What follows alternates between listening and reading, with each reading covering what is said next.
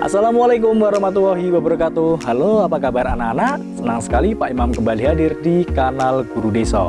Nah, pada kesempatan kali ini kita akan belajar bersama pada tema 5, yaitu terkait ekosistem pada subtema 1 pembelajaran 1.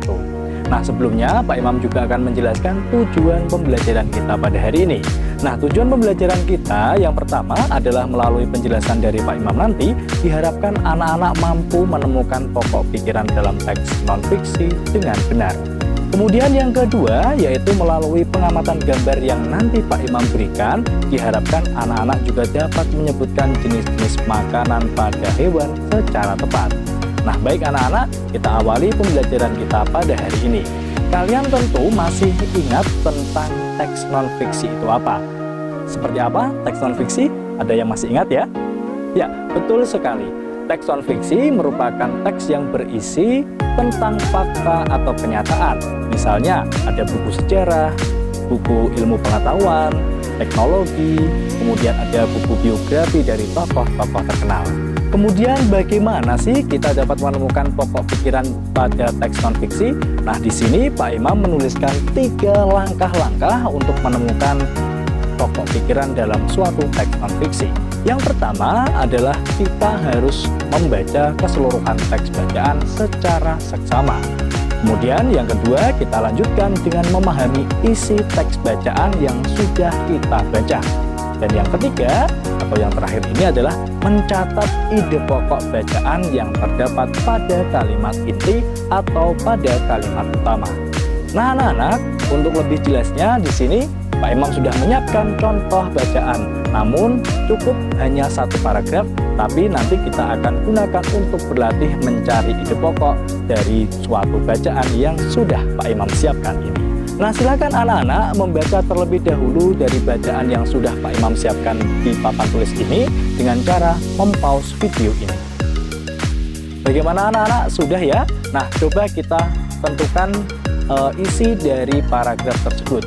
Isi dari paragraf ini kira-kira apa ya? Ada yang tahu? Ya, betul sekali.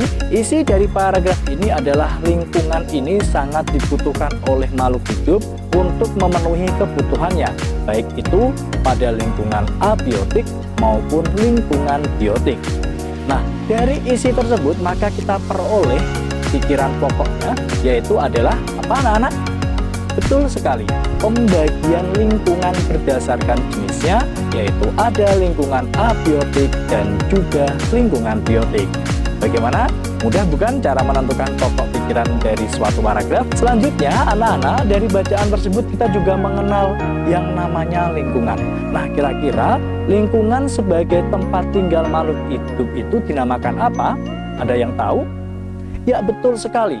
Lingkungan sebagai tempat makhluk hidup untuk memenuhi kebutuhannya disebut dengan habitat. Nah, dalam suatu habitat ini tentunya juga terdiri dari berbagai macam makhluk hidup dan salah satunya ada hewan. Nah, anak-anak, hewan di sini juga memiliki jenis makanan yang berbeda-beda. Ada yang pemakan daging, ada yang pemakan tumbuh-tumbuhan, ada juga yang memakan segalanya. Untuk lebih memahaminya, perhatikan gambar berikut ini. Nah, kira-kira apa ini anak-anak? Ada yang tahu hewan apa? Betul sekali, ini adalah hewan kelinci. Nah, kelinci ini termasuk hewan pemakan apa? Betul sekali, hewan pemakan tumbuh-tumbuhan. Kelinci ini suka memakan, ya betul, suka memakan wortel. Nah, kemudian di gambar yang kedua, ada hewan apa? Sapi, betul sekali. Nah, sapi ini juga suka memakan rumput, yaitu salah satu termasuk dari bagian tumbuh-tumbuhan. Nah, dari hewan-hewan pemakan tumbuhan ini anak-anak dinamakan sebagai hewan herbivora.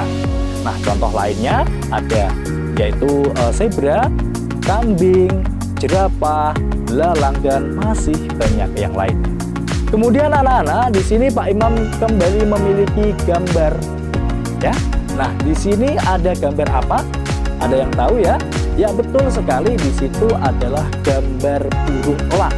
Nah, burung elang ini merupakan contoh hewan pemakan daging.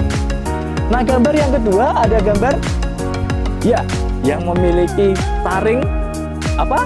Ya betul sekali, gambar harimau. Harimau ini juga merupakan contoh hewan pemakan daging.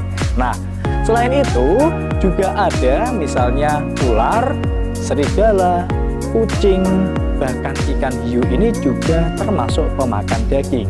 Nah, hewan-hewan yang memakan daging dinamakan hewan, betul sekali, dinamakan hewan karnivora. Selanjutnya anak-anak ada juga hewan yang memakan segalanya, yaitu memakan tumbuhan dia mau, kemudian memakan daging juga mau. Nah, kira-kira disebut apa anak-anak? Betul sekali, disebut hewan omnivora. Contohnya apa ya Pak? Nah, contohnya itu adalah yang pertama ayam, kemudian yang kedua bebek, dan yang ketiga tikus, kemudian ikan lele, dan juga ikan piranha, ataupun masih banyak yang lainnya. Baik, itu dia anak-anak terkait pembelajaran kita pada hari ini. Kita sudah belajar mengenai bagaimana cara menentukan ide pokok pada suatu bacaan, serta penggolongan jenis hewan berdasarkan makanannya. Nah, Pak Imam akhiri pada pembelajaran kita hari ini. Tetap semangat dalam belajar dan juga jaga kesehatan kalian ya. Pak Imam pamit, jangan lupa like, share, dan juga subscribe kanal Guru Desa. Semoga pembelajaran kita hari ini dapat bermanfaat. Terima kasih. Wassalamualaikum warahmatullahi wabarakatuh. Sampai jumpa kembali. Dadah.